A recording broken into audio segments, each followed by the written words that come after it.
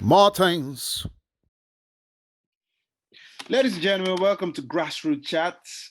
Episode 5, Dwayne. Episode 5. Thank you for being here for Five. so long. Episode 5. We're celebrating episode 5. Well, I'm your captain and host, MC Sabi Boy, and my co captain and co host, Dwayne P. Frank. I'm How's it here. going, sir? You had a good week? Yeah, so far so good. Feeling fresh. It's a good day. Let's do this. That's good, man. The weather has been wonderful in this part of the world, so we're very happy with that. And hopefully, it shall continue to go forward. Things look like they might be getting back to some sort of new normal, but hey, we have sports to keep us entertained, so we're not complaining much. We're not complaining much. Um, 100, 100. How about yourself? How are you doing this week? you know me, man. I'm always good. I'm always good. Can't complain. Even if you want to complain, nobody wants to listen. So either way, I can't complain. True story. True Uh, story right there. Either way, I can't complain. Well, I'm just going to jump straight into it, man. You know how I like to do, no wasting time. That's right. Simple question: knowing when to retire. Is there a point in any sportsman or woman's career that they just have to know when to retire? Usually, people that decision is made for people easily when they have injuries, when they feel they're not, just putting out 100%. They train. But I'm talking about knowing when to retire when you're at the top of your game. And now you might probably think, who am I talking about? And I'm talking about Serena Williams. Serena Williams Oi! Serena Williams has done a lot for female sports, enough for female tennis. She is still almost top five tennis player, but I'm a fan, and I fail to judge. It's painful to see that. I know she's trying to get that 24. I know Yep. she's trying to win and create that legacy, which a legacy Yeah. she already has. But what stands in her way is a wonderful individual called Osaka. Oh Now, yes. regardless of whatever happens, she will either get to Osaka in most competitions in the semi-final or in the final. And for hmm some reason, I just feel youth, a bit more power. Osaka is a modern day athlete, and hmm it probably is what Serena was a couple of years ago. Yep. Should 100%. should Serena continue fighting for 24, or should she just call it a day? See, the thing is, her best bet for me is hardcore. I think I think in her mind she's thinking to herself, you know what? I might not even do Wimbledon. She's not really going to be too fussed about the French Open. She knows she's probably going to get to the quarterfinals, semi-finals. Her last hurrah and her last chance is going to be the US Open, which is going to be later this year, September, August sort of time. I 100% get where you're coming from. I don't like seeing her demise, and let's face it, it is a slow demise which is happening at the moment. A It's not. sucker to her. It's not about a demise in the sense that we all know she's beaten everybody else, but we just She's know yeah. it's Osaka. That's where the issue is going to be. Do you know what? It's funny you say that because a sucker to her is what she has been to Maria Sharapova for many years. It's almost like a mental block. Many years ago, with the whole Sharapova situation, you knew when Serena was when Serena saw the draw and Maria saw the draw. The difference was this: Maria saw the draw and she went, "Oh, come on now, not again." You know, Serena saw the draw and she turned into Mark alone. She was like, "Yes, straight sets, right?" So now with Osaka, it's a similar thing. And Osaka has her number. And you're right. When she comes up with the likes of Osaka, with Rogers, with Ashley Barty, these sort of girls, they're younger, they're hungrier, they're what Serena was. Now, we're not going to doubt whether she's still hungry to get that 24th title. 100% agree with you, no doubt about it. I don't see it. I don't see it. And it's sad. It's sad to see an icon losing the way that she is. We're used to her winning everything and everything. It's sad. I don't like it. I mean, I'm not taking any credit away from Osaka, but then, as you say, the thing is, I know for certain. Say, for example, the next Grand Slam, she plays the next Grand Slam, and Osaka Mm, gets injured or something. Osaka can't make that tournament, mm, and she wins her 24. mm. I would think she should retire after that. There's nothing else. I mean, you have created a record, but then again, I see her as a complete competitive athlete. She will get 24 and she will want 25. Of course she will, But because then, but then if she doesn't get 24, she's going to continue trying. Going to continue trying. I'm going to continue trying, and she's going to. And then before you know, other players will catch up to her game other than Osaka because they are younger. They're okay. Let's forget the age because sometimes class is class, but Mm, other players will catch up to your game because at the moment Osaka seems to have your number. And 100. and the way these Grand Slams play out is only a certain way you can avoid each other. You either get to each other semi-final, quarterfinal, or final. Yep. Personally, I love to see her play. I think she's a wonderful sporting icon, male or Mm-hmm. female. 100%. Inspiration, one of the best tennis players, full stop, male or female. Yep. But I just feel the more she continues, the legacy or what the memory will always be, yeah, you were wonderful, but you just couldn't make 24. 100%. 100%. I think that's exactly how people are looking at the moment in time, and I'm worried because the French Open is not her forte. She doesn't like clay. I don't want to see her go out in the last 16. But that's a reality. We could be a situation where we see her go out to someone who's ranked in the 20s in the clay because that's just not her speciality. Her best bet for me is hardcore. I know a lot of people would say grass, yeah, she's been the queen of grass. For me, it's all about clay. I mean the hardcore. If she doesn't get it right, she has to retire after that. Enough is enough. Come on, enough is enough. You have to know when to stop. And her husband needs to say to her, look, it's time. It's time. Right? What does he doesn't have much to do with it. He's not a sportsman. He's probably just going to support her for her to keep going till she gets 24, at least till she decides she wants to retire. Yeah, but somebody needs to talk to her. It's even the same situation with her big sister Venus as well. Both of them, Venus 100% should be done by now. Should be done. We all know. For those who know about Venus, we know she's been dealing with her irreversible disease illness for years. I can't remember what it's called right now. Right, she should have been done for years ago. It's due to her fatigue and so on. Serena, talk to the girl. Talk to the girl, Serena, and say to her, look, you've done well. 23 titles. This is ridiculous. This is brilliant what you've done. However, enough now. Sit down, relax, enjoy your time with your daughter. Relax, make Well, another child. well, You have all the businesses outside, fashion as well. Come on. she still gets into semifinals and all, so she still believes she has a lot of, and I'm sure she'll think about it in a very simple way that once I can get the blueprint for Osaka, it's taking me some time, but and then again, it's pride. As she said, over the years, she was the one doing this to players, and now Mm, she has one player that is doing it to her. She's probably thinking, I can get her number. I just need a bit more time and the right surface or the right tournament. But mm. but just to I personally feel okay. She's already started off this year, so she should give it to the end of the year. But she doesn't get 24. Personally, I think. Thank you for your service. I think you're wonderful, but I think it's all good. I agree 100%. Like I said, her best bet for me is the US Open. And that's actually the final Grand Slam of the year. So the likelihood is she probably will go through the whole year anyway. Um, it'll be interesting to see whether she skips, if she does a Federer, if she skips the clay court to get ready for grass and for hard court. Because for me, I don't see her winning another clay court. That's probably going to be Halep, the Romanian probably. Grass, she's got a chance. Hard court, she's got to get there. If she doesn't get there on the hard court, forget about it. You're done out here.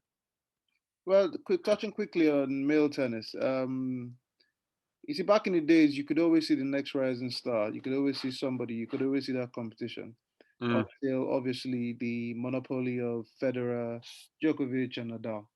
hmm. Well, as far as I'm concerned, till Nadal, I mean Federer is a bit slower, way slower. It's not the Federer we used to know. I think he too should be thinking about it if he hasn't.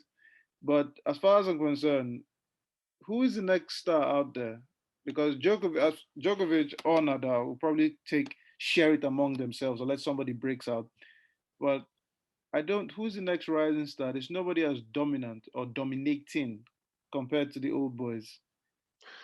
Now, this is worrying, okay? Because tennis is my favorite sport in the world, bar none, bar none, okay? And I'm very worried about the male game. The women's game, everyone can beat everyone except Osaka. So I like what I'm seeing. But with the men's game, it's worrying that the Nadals of the world, 34, 35 years of age, the Djokovic's of the world, around the same age, the Federers, they shouldn't still be your top two, top three, top four in the world. Why? So, Because of age? but no, not because of the age. They get as we just said about Serena, about people catching up with their game. The worrying thing is the men's game, they're not catching up. Now, there are some youngsters who have potential, and they've shown potential for the last few. So you've got the likes of Medvedev, the Russian, who got to the final against Djokovic, but he got dealt with well in the final. We don't want to be seeing you getting dealt well. 3-0 in the final. That should be first round. What's going on? Imagine I was there in the Australian Open final and I'm sitting there and I see the game finish in an hour and 30 minutes. You're taking the piss out of my life. I want my money back. And to think of that, he had gone, what, 12 games unbeaten? 12 games unbeaten. Not only did he go 12 games unbeaten, he was playing against an injured Djokovic in the final. Djokovic was injured from the second round. My guy had his medic team come on every single game from the second round. My guy's hip was mash up. You move him around. That's what bruvs. I don't understand what that situation was. You then got the Greek guy, Tsitsipas, okay? He looks like a modern day Bjorn Borg, right? I like his look and everything, but I want to see him push on. I want to see him move more, right? You've got the likes of Grigor Dimitrov, the Bulgarian. There's a few of them, but they're like this. They're teetering.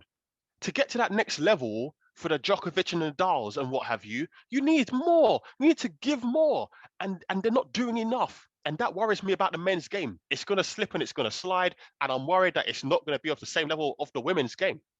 By the time the likes of Nadal, Djokovic, and Federer retire, they're lucky. They're lucky the likes of Juan Martin Del Potro and Andy Murray got their injuries. Otherwise, it'll be even worse.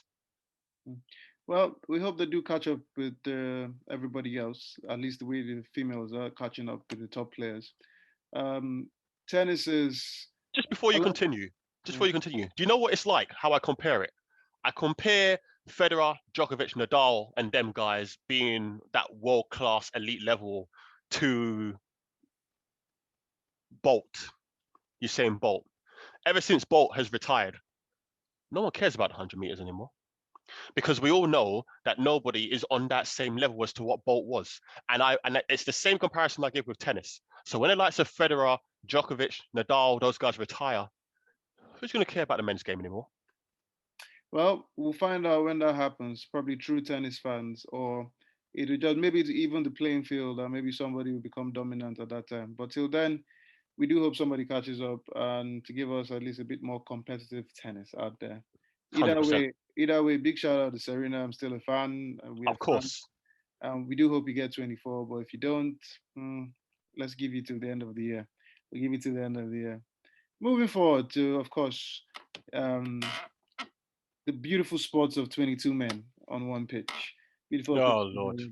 So I was sitting down and I was thinking, and then listening to everybody come up with what they think is their possible reason. And I've been looking at the Liverpool team, champions last season. And now I'm trying to think of possible reasons, apart from the very obvious ones that everybody has been calling. So yes, they have loads of injuries. They lost possibly their best player and the best defender in the past 2-3 seasons. Now, the one reason that seems to kind of get me when people are talking about is when they talk about the likes of Thiago. Mm-hmm. Has Thiago been a good signing or bad signing for Liverpool? And if you say he has been good, tell me why. And if you say he has been bad, tell me why. He's a bad signing for this season. Potentially, he could be a very good signing in the future. The problem that they have is Thiago, for whatever reason, is not producing the same way he was for Bayern Munich. And what I mean by that is the same way Jordan Henderson is known for getting the ball out of his feet, first-time passes. This is what Thiago used to do for fun. For whatever reason, whenever the ball goes into Thiago, he turns into Mark Noble. he slows the game down, First of right? all, first of all, Yeah. But that, it's that comparison just kills me, man. It just kills me. But right. that's also very disrespectful to Mark Noble because Mark Noble doesn't kill the game for West Ham. He However, kills Mark Noble kills the game so bad, he's now finding his ass on the bench. There's a reason it's now Rice and Suchek. no, There's because a reason. that's just youth and movement. Though. But anyway, stick to It's Thiago. not Stick to youth and Thiago. movement because it's Stick, about class, stick right? to Thiago. So Stick to Thiago. going back to Thiago, right? Liverpool are all about speed, pace, penetration. That's what they're all about. Bringing in Thiago could be one hell of a mistake because with Thiago, he's not about that penetration. He's not going to burst into the box like a Keita. He's not about cut and thrust. He's class personified. He's beautiful to watch. He is all about panache. He's about finesse. You know, that's what he's about. Does he suit this team? I don't think so. Is there a So I'm major very worried. difference? Is there a major difference with how Bayern Munich played in the past couple of seasons and how Liverpool has been playing? Because Thiago was very instrumental in the midfield and he was starting. He won a lot of titles with Bayern Munich. Champions League final, he Yes. played really well. So what's the Yeah. difference between that Thiago in that team and Thiago in the Liverpool team? Or is he just a scapegoat considering the fact that Liverpool is not doing well? I think he is partially a scapegoat, definitely. I think he's definitely a scapegoat. There's a lot of pressure on him to perform. Now, I've given many reasons before as to why I don't feel Liverpool are performing. There's certain players I feel need to be back in their positions. As I said, the likes of Henderson and Fabinho. I would love to see Henderson, Fabinho, and Alcantara in the midfield. I'd love to see that. I'd love to see Keita back in there as well. I'd like to see a fit Oxlade-Chamberlain, not this 50-50 random Oxlade-Chamberlain. Dudu Lingard right now is looking better than Oxlade-Chamberlain. It's not the way forward in life. So I would like to see certain players around Alcantara, but it's not happening right now. I don't know if they trust him enough right now. I don't know if they do. They're giving the ball a lot. If you watch their games, they give the ball a lot to Curtis Jones. Curtis Jones is just coming through. I think there's a lot going on there, and I think we're going to have to wait till next season when the midfield is the midfield that we want to see from Liverpool to see how he actually integrates properly. Because right now, he looks lost. He looks lost. You think the team would do say in an ideal scenario where everybody's fit and they don't have all the injury worries? Jota is back, Van Dijk is back, Gomez is back. Yeah, there's too many. You think so? You think because they have a lot of downfall in a lot of areas, you think it's pretty much showing and Thiago is being the scapegoat? I think he is being a scapegoat because they've paid. How much did they pay for him? I don't even remember. Um, but he's one of the fresh arrivals, and they want to see more from him, a lot more from him, and he is definitely one of the scapegoats at this present moment in time. And I do feel.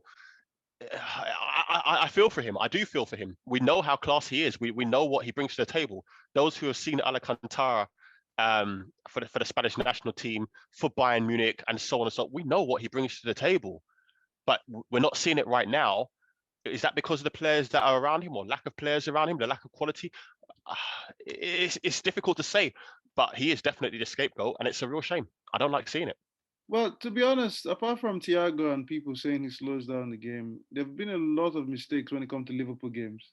Yes. Loads of mistakes. A lot of players not playing top in their top game. I personally feel Trent is one of those that his Oh, game has dropped. His game has dropped. And a couple of seasons ago, 100%. Gary Neville mentioned the fact that he needed to add to his defensive game, and there was a lot of Yep. argument that he didn't need to. But Yep. we're seeing it now this season because it's not rosy anymore.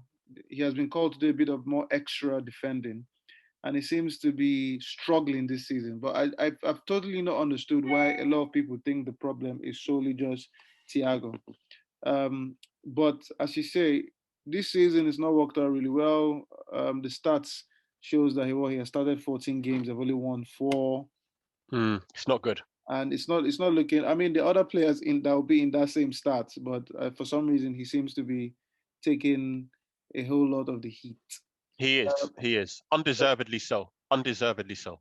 what do you say to people that say Klopp should? So a lot of people, there are two things. People say Klopp should change something, and so that's one. Some daft people say, oh, maybe his time is up.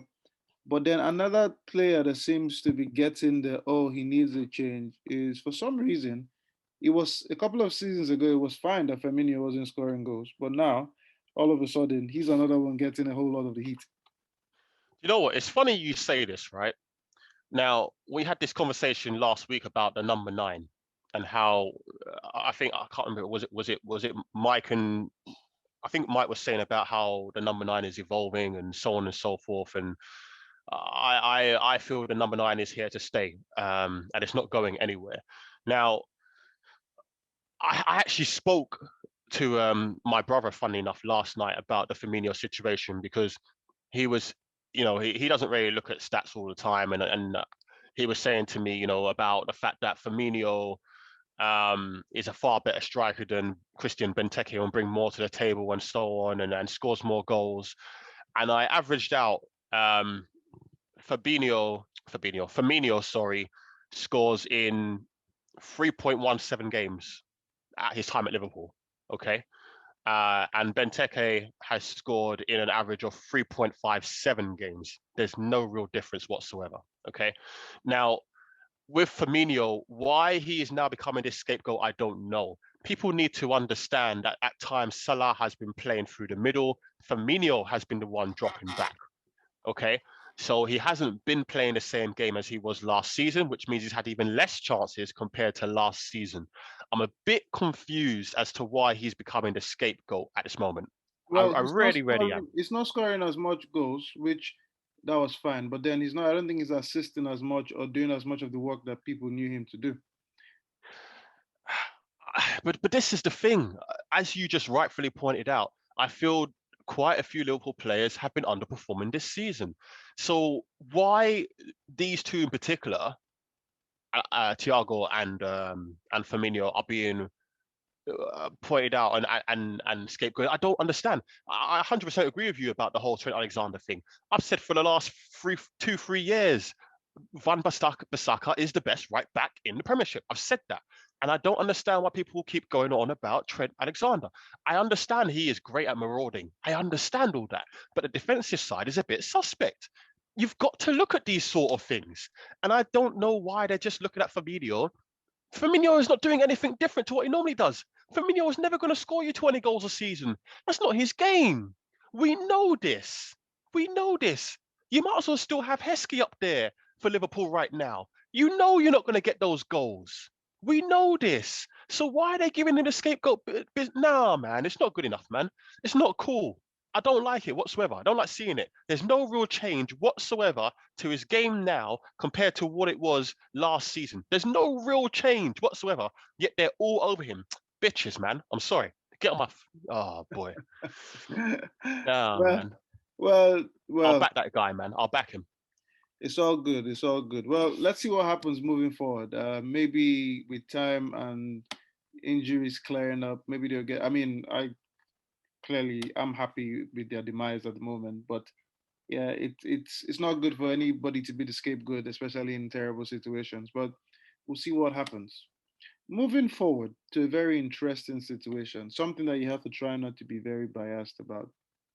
So change is a wonderful thing, and we can clearly see that sometimes change works wonderful for people. People evolve, change and evolution. Yeah. Now, a lot of people probably have never had said that David Moyes will evolve to be the manager that he is now, because people used to see him as get the guy, cross the ball, head the ball. You always know that he had a fit team, a team that could run, but he's actually managing a West Ham team that is actually playing good football. They're playing good football. They're soaking in counter-attacking football. They have a great midfield in Rice and Souček. Mm-hmm. And once again, as I said, change is a wonderful thing. The rise and the new Jesse Lingard. Woo! Man like Jesse. So, obviously, Jesse needed a change. Leaving Man United and coming to West Ham has made him a new man. He's happy, he's smiling. Now, what I don't get is I hope he continues his form for till the end of the season. For some reason, you call him Dudu Lingard. I don't know why you don't like him. Man like Dudu Lingard.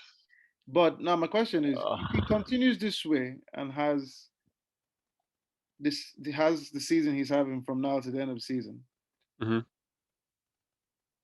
do Man United keep him? That's one. Mhm. Considering the fact that, oh my God, they've risen from the dead. Two, Jamie Redknapp said against Tottenham, oh, I think England have gone past him now. They have other players. But if the man is in form and he's playing well and scoring goals, Mhm. why shouldn't he play for England? So questions are simple. Should Man United keep him based on current form if he still keeps it to the end of the season? And if that form continues, why shouldn't he play for England? So for West Ham, first and foremost, let's give him his accolade. Okay, he's played 3 games for them. I think he scored 2 goals, if I No, remember no. rightly. I think he You has tell me. You tell me. I don't know. 2 games against Villa, ding, ding, ding, and 1 goal against Tottenham. So that's three, at least three that we know. So I think he has played 3 games, 3 goals. Against Villa as well. Doo-doo, you know, of all the players, doo-doo. All right, now the form question, what you just said. Now here's the thing, right? You can tell me because you're a Man United fan. From what I've seen of Man United this season, you don't play number 10, do you? Bruno Fernandes. Is that your number 10? Yes. Because I thought he played deep. Yeah, he's all over the place, but he's on number 10. Okay, so Lingard is at a critical stage of his career. What is he, 27, 28 years of age? 28. Something like this, right? Is he going to dislodge Bruno Fernandes? Because if he's not, move on. Move on. Because you've also got, don't forget, there's Donny van der Beek is there as well, trying to get into this team. And I feel like he's going to be influential next season. Okay. So if that's Bruno's position and I am Lingard, I have to move on. I'm sorry, I have to move on. I like what I'm seeing because what West Ham are doing is they're playing the game through Jesse Lingard. I actually gave him respect by saying his name, right? I actually like what I'm seeing from Jesse. He's turning on a sixpence. He's driving at defenders. He's looking happy. He's dancing. He's enjoying life, you know, and that's beautiful to see. But to go back to Man United and to sit back on the bench behind Bruno, there's no point. There's no point doing that. So for me, he'd have to move on. Now the question is, where does he go? Does he feel that the loan situation is suitable for now? Does he feel he's too big for West Ham? What do you do with this guy? I'm not 100% sure where his next move is, but what I do know is it is pivotal that he gets it right. For me personally, I don't go back to Man United because I don't really feel like sitting on the bench again behind Bruno. I don't really want to be put out wide to be going up against the likes of Greenwood and Martial and Rashford and Daniel James, who's looking hot right now. Um, for me, I have to leave. I'm sorry. I've got to leave. I've got to continue my career. I'm in my peak. Yeah, but then, so there's always a talk or conversation about so Man United. If we finish in the top four, Mm, hopefully, if things go back to, there's always going to be a lot of games to play. 100%. A lot of games to play, and yes, you know it's difficult to find form when you're in and out of the team. But Mm. if he's behind Bruno Fernandes, and Van der Beek is also behind Bruno Fernandes, He's behind Mata as well, though, right? maybe. But with what the thing is, with this form, and as I said, if he keeps it up, so he will come back and he'll be like, "Look, you sent me on loan because you felt I needed some games, I needed me to get back into the swing of things. So Mm. surely you have to give me a chance to try and prove that this form is, I can continue with this form." Mm-hmm. So, and that's one where the manager goes, "Okay, I have plans for you. I don't have plans for you, and maybe you should move on." So Mm-hmm. I agree with you. He has to get it right in the sense that, look, because if at the end of the season he's playing wonderfully well, and then West Ham says, "You know what, stay. We'll pay. We're not pay. I don't know how much he gets, but then we're willing to match your requirements." Blah blah blah. I personally think he should stay. However, if he still feels, because I believe the loan option will always be there for him because of who he is and the age he is at the Hmm. moment, especially Agreed. especially what he's showing now at West Ham. Yeah. Then I think whether he stays at Man United is based on what the manager says to him. Manager has to give his word. I have plans for you. I would love you to stay. You might not start every game and as you said, him playing on the wing 1 minute and him playing, but current form, and this is based on if he keeps it, I think he should be able to break into the Man United team. But as you For said, who? For who though? well, when I mean break into, not to start every game, but he has that versatility of playing in different positions, especially if you're looking for the likes of Van der Beek coming through. We never know what will happen this summer. Players will leave, so you never know. But then what I don't like is when statements are made like, "Oh, we've gone past him for England." Why? As a manager, you're supposed to pick the players that are in form. So what's this? You have gone past a certain player, which is another reason I don't understand why they don't pick Cresswell when they have situations or when. So, but what's this? We have gone past him. You're supposed to pick a player is available to play for you. You pick him if he's on form. So why would they have gone past Lingard if he continues with his form? Here's the thing with Lingard and the England team. The big problem he has is where West Ham are playing him. For West Ham, is brilliant. It's perfect. England don't play number 10. This is the big issue that he has. So it's like having a Joe Cole playing as a number 10 right now. They don't play number 10. So we know what will happen if Lingard gets back into the squad. What up, mate? Left wing. Go out there, mate. All right. Enjoy yourself out there. Get your boots white. Get a little bit dirty. Let's see what you can do. Then what happens? Ineffective. Comes off. What happens then? Media are all over him. Duda Lingard is back. But then the next week, he goes back to West Ham, plays in the number 10 role, does bits. Why is he not doing it for England? There's a reason he's not doing it for England, foolish fool. Because at the end of the day, if you put his ass on the left, where he's going to be ineffective, it's not going to make any sense. So I 100% agree.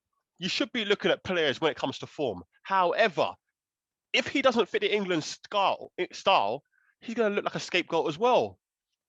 Because if you're not going to play the number 10 role for him, where are you going to put him? As a number 8? No thanks. You're going to put him on the right-hand side? You're going to tell Rashford and Sancho you're not playing? No thanks. You're going to bust him out on the left-hand side so he's ineffective? Okay, you're probably going to do that because that's what England do. And then you're going to say, didn't do that well. But to be fair, Gareth Southgate has been one manager that plays his formations based on the personnel he has on the pitch, and he seems to accommodate certain players. Like I like what he did with Grealish when Grealish played the last couple of games for England. He created a style of formation to fit that individual. So there is that possibility. And besides, when Jesse Lingard played for England, there was a style of play that suited him, and that's why he had the form of his life at the time at the World Cup. So you never know. There's that possibility that the formation that they use can suit the players that they have. Do you know what? I can't believe I'm saying this, but I do feel, oh Lord, what is wrong with me? I do feel a Jesse Lingard on form would improve the England squad. I actually feel he would improve the England squad, and he would be a great plan B, plan C. Because the way that England play, we know how England play. We haven't seen England play with a proper number 10 in years. In years, I actually can't remember the last number 10 that England have had. Maybe but I'd have to think about it. Um, I would like to see that because it's a completely different style, and the rest of Europe and the world will be saying, you know what, they're bringing something a little bit different here. You know, I can't remember the last time I saw someone turn on a sixpence and run at the opposition for. I don't remember people doing that. It doesn't happen anymore. It goes out to the wing. You try and beat a man or whatever else, but someone actually turn on a sixpence. I don't remember anyone doing that. I actually don't know. So if you were Jesse Lingard, West Ham offers you to stay. Man United says we want you back. Oh boy. Do you know what? In London, you're gonna live well. You're gonna live a good life. He's from Manchester, though. He lives a good life in Exactly. Manchester already. He's gonna get an upgrade, isn't it? Right? Let's tell it how it is. Right. So really and truly, if he comes to London, he's gonna enjoy life well. Do you know what I mean? My guy's gonna be in Harrods. What's the city centre called in Manchester again? I've forgotten what it's called. Right. Now there's no comparison. Do you know what I mean? Where are you going this week? I'm going Shepherd's Bush. I'm going Westfield, bros. All right then. It's a different level. Come on, you know this and I know this. Even if he just hits Stratford Westfield, he's happy, man. You know what I mean? So as far as things are concerned, for me, if he wants to change a bit of lifestyle, wants a better lifestyle, he's still going to get the money at West Ham. He's still going to get the money because West Ham have money, contrary to what people think. So I'd move. If I was him, I'd move for his career. More playing time. They're going to play the ball through him. Peak time. Perfect time to get the deal that you want. Plus signing on fee. Oh, come on now. The more that I think about it, yes, I move. Well, Jesse Lingard, if you're out there, I mean, those of us Manchester would love you to come back and keep the same form. But for your career, if staying at West Ham is the thing, then stay there, do your thing, never play against Man United, and just keep winning the games. It is all good. We love it that way. Now, He will moving on always be doo-doo. Now to that he you. scored 2 goals To you. again, I can't believe that. Do you know how embarrassed I was? I actually got up from my chair and I kicked my remote control, almost broke my foot. He didn't score once, he scored twice. Doo-doo scored twice. Again, Well, Rose, let's move on because I'm going to get unhappy for no reason. well, he's not that doo-doo then. Well, moving on to a sport we've actually never spoken about, which is quite surprising in our episode so far, Grassroots. We are moving on to boxing. Interesting, Okay, boxing. all right. So I like what I'm seeing for the upcoming events for the year. Dylan White is fighting March 6th. Hopefully he can right the wrongs that he made in the first fight and hopefully become another contender. And of course, the massive fight is all the talk about Tyson Fury and Joshua. But a couple of boxers I want to touch on, and this will probably surprise you in the sense that you think I'm going to talk about, the obvious. Chris Eubanks Jr. Oh, What is he doing with his life? I follow him on Instagram, and he's either in a hotel in America eating food, and shows us a video of his training. I personally feel if he has a good head in terms of if he listens, he could actually be a top boxer. But what do you feel about, because he's talking about fighting one or two people, then going for Triple G, and then going for Canelo. Do you see him getting to that elite boxing status? this guy is the ultimate enigma. He is arguably one of the most frustrating boxers in the world today, no doubt about it. This guy has Mr. IQ as his father. Mr. IQ. Yet this guy loves doing things his own way. I understand you don't want to be in the shadow of your father. I understand that side of it. But this guy has so much knowledge to give you. Just listen. I can't tell you how many times this guy doesn't want to work with coaches. He wants to do his own thing. He's being told so many things. I've heard the amount of times that I've seen him in the ring, and this guy is looking left and looking right. His trainers are clearly talking to him. He has no respect whatsoever. I can't stand Chris Eubank He Jr. seems to have found a home with Roy Jones, though. He seems to be at home. He looks like he's enjoying what the training, and he might actually listen to Roy Jones if he I actually. tell you what, if he doesn't listen to Roy Jones, then you are a serious foolish fool. Right? I'm sorry, this guy gets on my nerves. This guy should be on the same levels as BJ Saunders. He should be on the same Same level. levels. He's not there yet, but this is the point. He's not there yet because he doesn't listen. He has had world-class people around him from day one, and he doesn't listen. He should not be where he is right now. He shouldn't be talking about Triple G in the next 2-3 fights. That should be his next fight. But he doesn't listen. I don't class him as world class at all. I don't have respect for this guy at all. I don't rate the guy. I'm not saying he's Conor Benn level, but I don't rate the guy, and I don't expect to see him with a world title. If he does, it'd be WBA, and no one cares about WBA. Well, it's interesting that you mentioned Conor Benn because we see that Josh Kelly lost his fight last week. And Conor Benn was very looking forward to fighting Josh Kelly, hoping that he would get past the Russian. So now that Josh Kelly has, lost that fight, I don't see Conor Benn taking a fight with Josh Kelly anytime soon. Ah, no way, no way. So who does Conor Benn fight? And what do you actually think of Conor Benn? So me personally, I feel I'm a big fan. When people say, "Oh, he's famous," or people are famous because of their dad, yeah, that's fine. There's nothing wrong with that. If I had a famous dad and I had the platform that I can get with him in a sport, I would take that any day. And yes, you might say, "Oh, it's difficult to live up to the name." Whatever. The fact is, I have a good platform that I have an advantage. But Chris Eubanks Jr. so far doesn't look as good as his dad, even if he can be if he listens. What do you think about Conor Benn? Conor Benn's even worse. Conor Benn is even worse. His attitude sucks. His attitude sucks. He sucks like a fat goalie in goal for in ice hockey. You know you can't move. You know you're not going to get to the puck. They're going to score well. This guy is ridiculous. I cannot stand Conor Benn to the greatest degree. You've actually said someone who I can't stand more than Chris Eubank Jr. This guy is so rude. He's so rude. I can't remember when it was the last time when Chris Eubank Sr. was actually speaking to Conor Benn, and the disrespect that he actually gave to Chris Eubank. My guy's trying to talk to you.